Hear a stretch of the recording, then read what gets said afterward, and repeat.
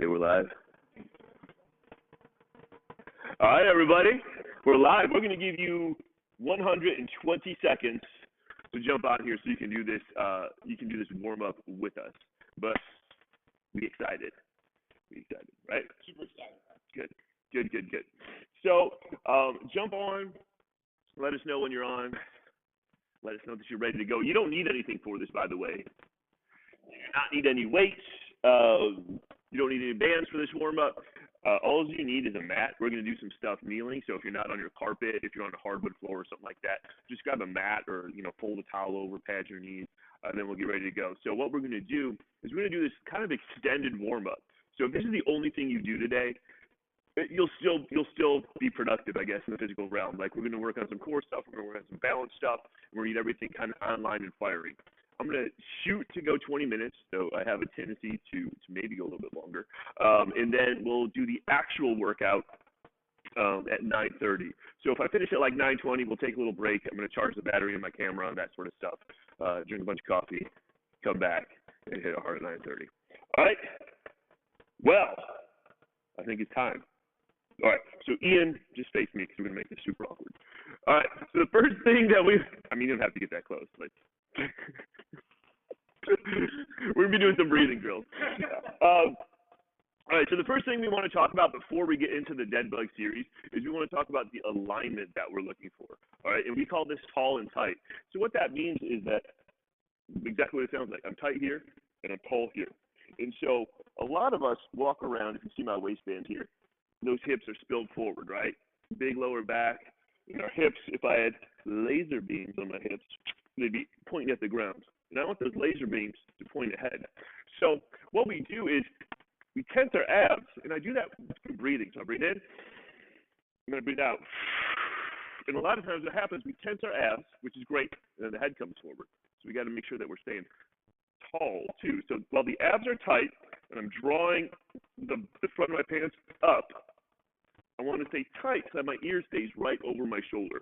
All right, so another good way I like to find this, which we're going to come back to later, is I like to overextend. So I reach my arms out, I overextend, breathe in, and then close that up, and now I'm tall and tight. Tight, tall. All right, so that's the concept we're going to come back to. And that's exactly what the dead bug teaches us to do. By having contact with the ground, we got a nice long spine and level hips, all right? So let's go to the dead bug. Ian, you want to jump on your back there? So before we do anything here, we want to make sure that we're good to go in the alignment of the dead bug. So Ian's going to go all four limbs in the air.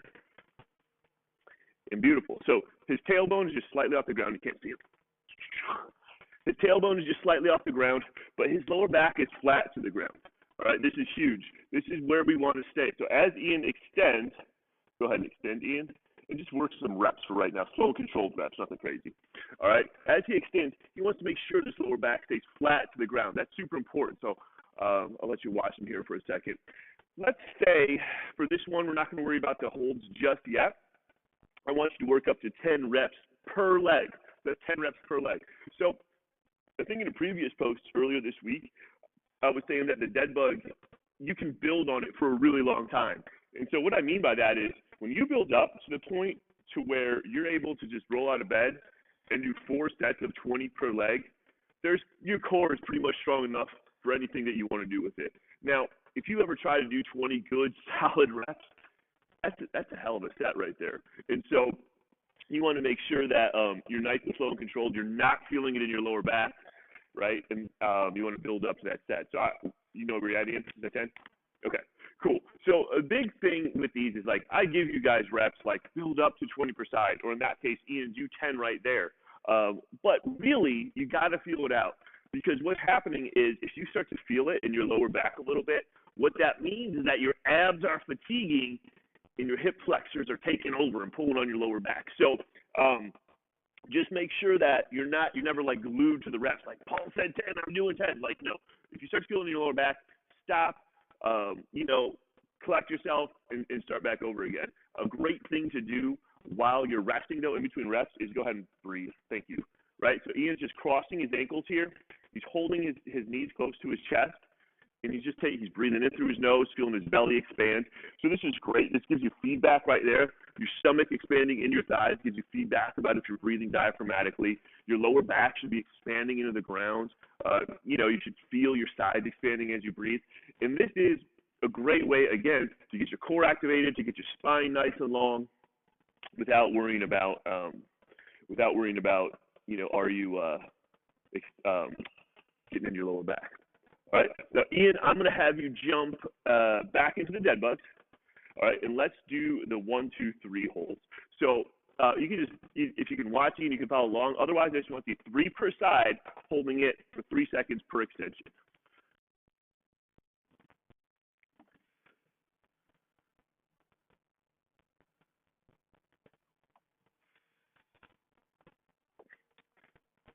I just want to double check I was in the right group.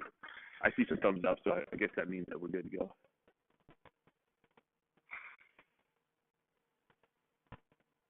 Jay, can you double check on your phone that this is all like on the up and up on the Facebook Live? Good. You're good to go? All right, so I want you to go back to that breathing position, and let's just take 3, 4, 5 deep breaths right there, okay? And it should be, if you need something to count towards, maybe 6 or 7 seconds both ways. 6 or 7 seconds in, 6 or 7 seconds out. Another way I really like to think about it is I breathe both in and out just past the point of comfort, right? So I breathe in, pretty full of air. I keep breathing a little bit more. Wow, really feel my ribs stretch out. And then it's the same when I exhale.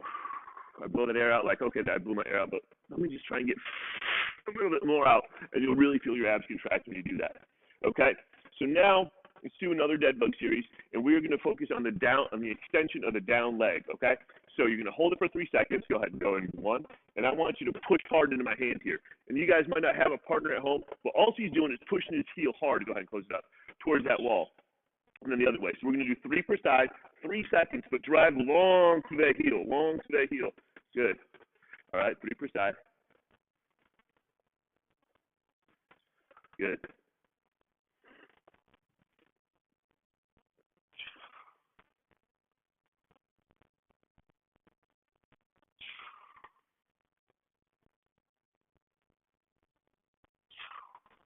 All right, good job. Go back. Let's go 3 big deep breaths. We're going to do 1 more set of dead bugs after we hit a couple breaths here to relax a little bit. And we're going to go focus on driving the up foot up. So now I'm really driving my legs apart, which is a good thing. You want your hips to be stable while they move independently of each other. A lot of times we don't really do a ton of that, and like traditional working out, you know, we're squatting on both legs, we're deadlifting on both legs. We're not really taking a split stance. We're not really working with our hips apart. But when we walk, when we run, that's exactly what's happening. Is our hips actually work opposite of each other. So that's why these drills are so key. All right, let's do it again, bud. So now he already knows how to get long to that heel. Now he's going to drive this heel up to the ceiling. Boom. 2, 3. Close it up. Other way. Push into my hand. Drive it. Here we go. Good. 2. Good. All right, so that's 1 on each side. He's going to do 3 on each side, all right?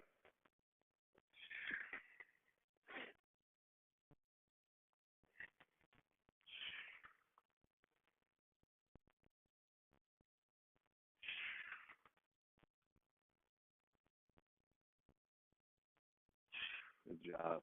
All right, now flip on over. Give me a half kneeling stance and face the camera. So now we're just going to do a lunge. I'm invading your personal space here. We're going to do a lunge to a cross touch. We're just going to do 3 per side.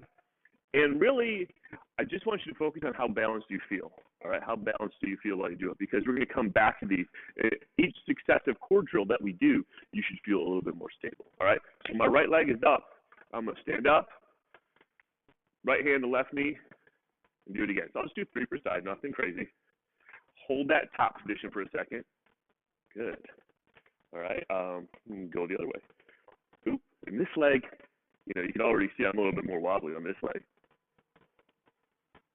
Good.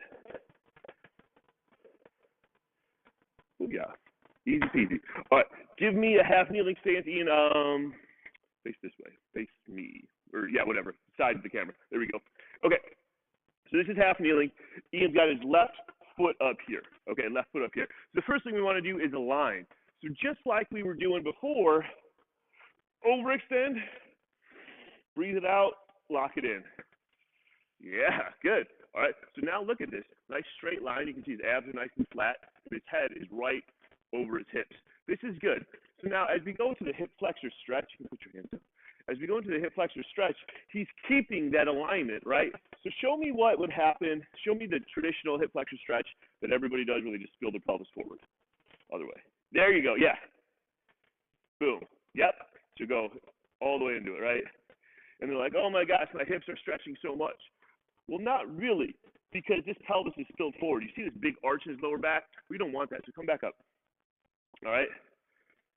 Extend. Good. Now squeeze that down cheek, right, the right cheek. So now he's keeping, like, his hips are level, and now he's just going to push a little bit forward into that left knee. And it's a significantly smaller range of motion, but it's a much more targeted stretch. He should, before he's even taken off, yeah, you feel that, Ian? Before he even takes off, he should feel this hip flexor stretch right here. He should feel it as he tucks the pelvis back, as he squeezes that glute, keeps his chest up, keeps his head up. He should feel that, and it's just a couple inches. And a good way I like to do this is like 2 or 3 seconds in with a nice exhale, and then kind of rock back out of it. Breathe in. There we go. Breathe in. Good. That's it. All right, switch legs. All right, so we're going to do the same thing on the other side. So, yep, align, stretch. So just do like 3, Ian. So like 3 3-second holds, okay?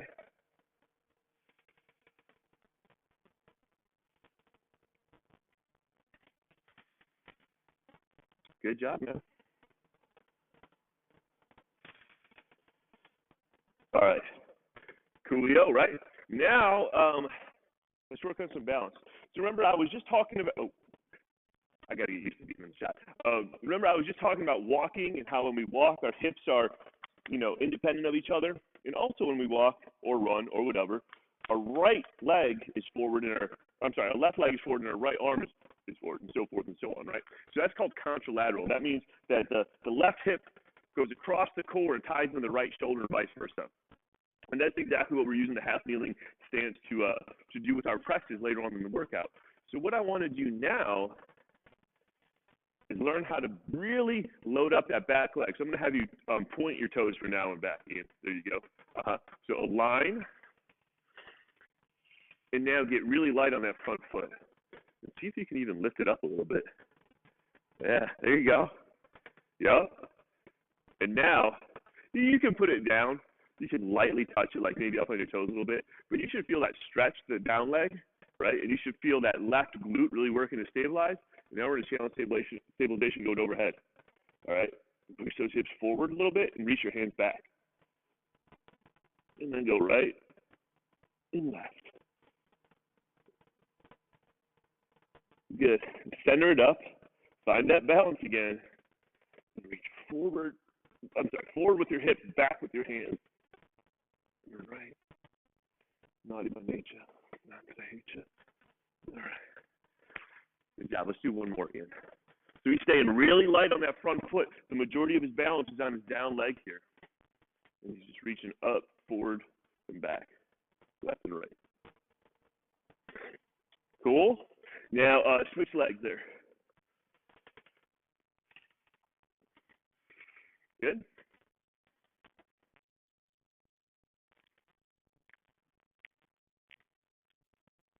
Good. Get light on that front foot. You're going up the back, left, right. You do that series 3 times. So each time he comes back to the center, he finds balance on the down leg, gets that up leg nice and light, pushes those hips forward and reaches back, goes right, goes left. Cool. So finish that series up, and then you can do lunge to cross touch again, Ian.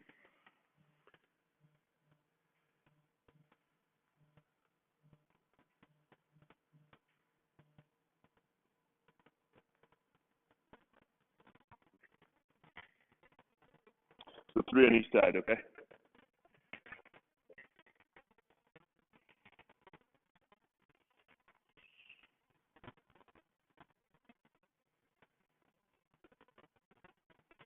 Yeah, buddy.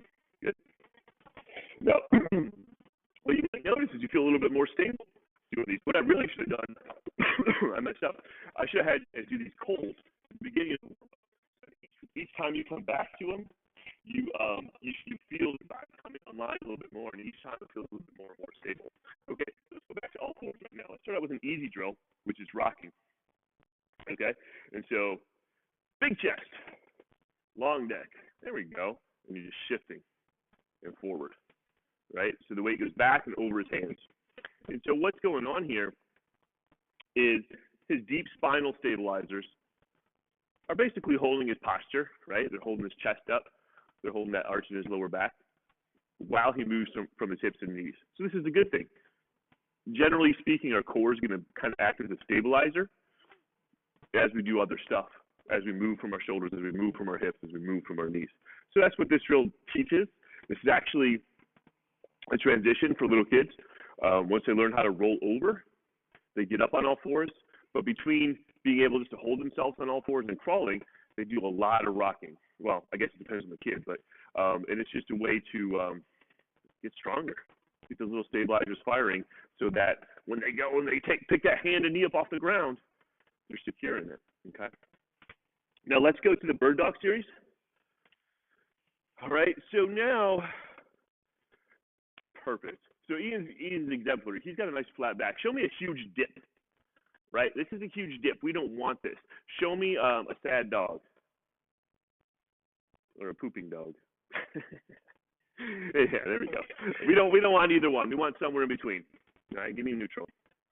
Okay. So again, if you think about that alignment that we talked about before, you can kind of overextend and then just draw that stomach in, close those ribs down, boom. All right.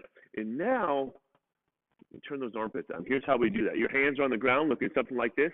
I'm going to corkscrew them away from my body. The hand doesn't really move, but the pit of your elbow is going to turn out. And when you do that, I mean, you can probably see it on you. Go ahead and corkscrew that. Boom, you see this armpit muscle fire up. That's good, right? This big muscle right here, this lat, this helps connect the shoulder to the hip, stabilize, right? And it helps stabilize the whole spine. So that's a good thing, okay? So he's going to go there. He's going to reach forward with the whatever. It doesn't matter. He's going to reach forward and back, right? So a hand goes forward and the leg goes back. That's it, right? So he's going to push back on this heel. He's going to reach those fingertips forward and look, nice long neck. So he's not kinking his neck, right? He's not sucked into his shoulders. He's not jamming his head back. He's got a nice long neck. So right here, from the crown of his head all the way to his tailbone, he's making a nice like long bow. All right, go ahead and switch. Let's just go ahead. Let's do 4 per or 5 per side, so 4 more. And I want you to just hold that position for like 2 seconds. Really extend out. Okay. Good. Jaw mode. Make sure you keep that core tight. Keep those hips neutral.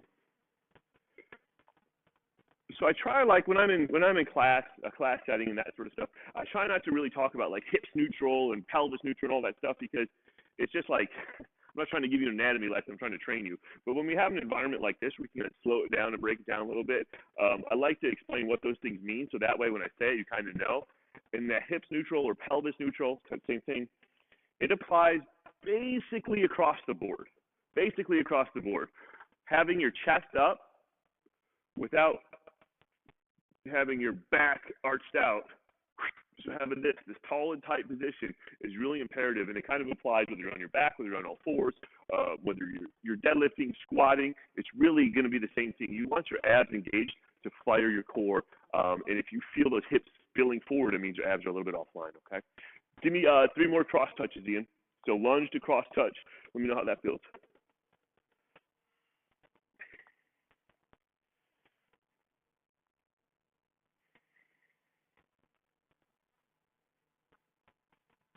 Good job.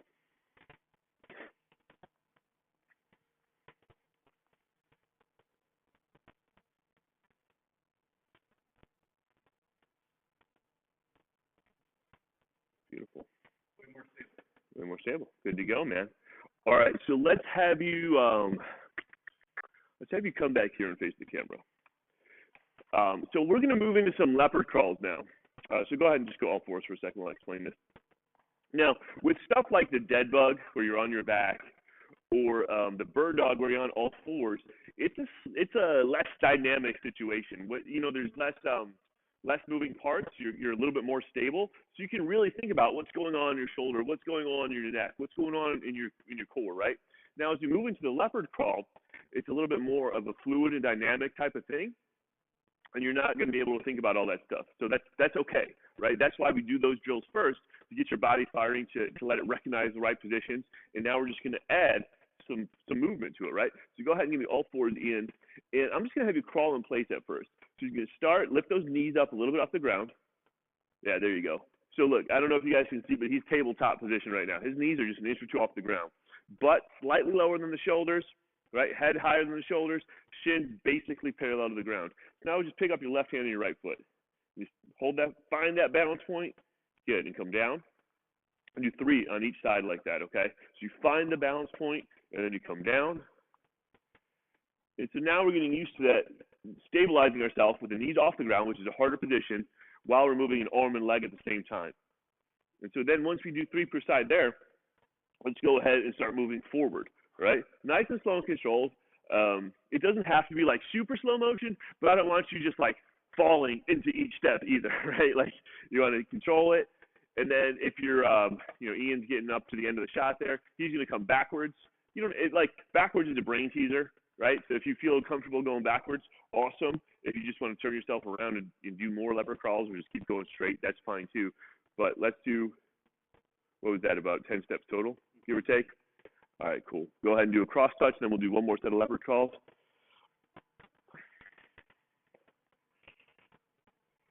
Good. Nice. Cross touches again.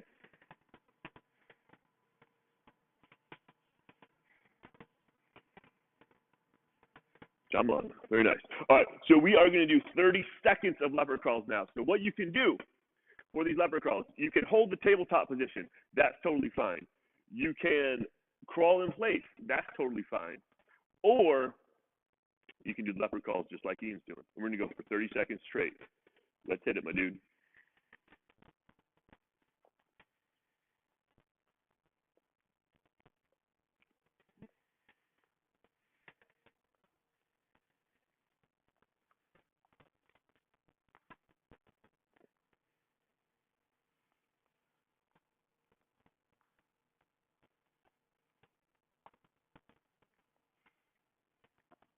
Five more seconds. All right, let's call it a day. Feel good? Feeling great. Out of breath, but it's okay. All right. So we're going to take a little break here. We'll be back right at 9:30 to do the workout. All right. So if this is all you do today, like this is still super productive. You could take a little 10-minute break and do this kind of stuff in between your desk work. That's super productive.